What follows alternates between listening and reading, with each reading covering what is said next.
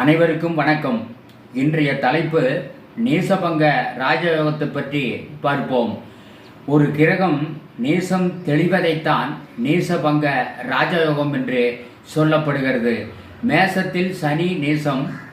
அந்த சனி நேசம் எப்படி தெளிவது என்றால், அந்த வீட்டுக்குடைய செவ்வாயும் அந்த வீட்டுக்கு உச்சாதிபதியாகிய சூரியனும் சந்திரனுக்கு 4, 7, 10ஆம் இடங்களில் இவர்கள் இருவரில் யாரோ ஒருவர் வந்தாலும் கூட சனிக்கு நேசம் தெளிகிறது.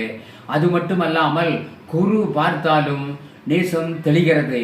இதே மாதிரி மகரத்தில் குரு நேசம் என்று வைத்துக் கொள்வோம்.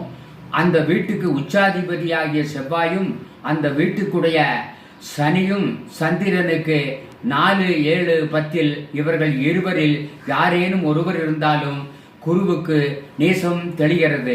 கண்டருளு நேசபங்க ராஜயோகம் காணும் வகை நேசத்தானத்து வேந்தும் திண்டிரல் சேர்ந்திடும் அம்மனை உச்சவேந்தும் திங்கள் வேந்திருந்தனில் சேர்ந்தான் ஆகில் மண்டியிடு நேசபலம் ஒளிந்து கீர்த்தி மகாராஜ ராஜனன வாழ்வான் பூவில் கொண்ட பலர் நேசத்தில் இருந்தாலும் ஒரு கோள் குறிகடில் எல்லா கோளும் நன்றாமே.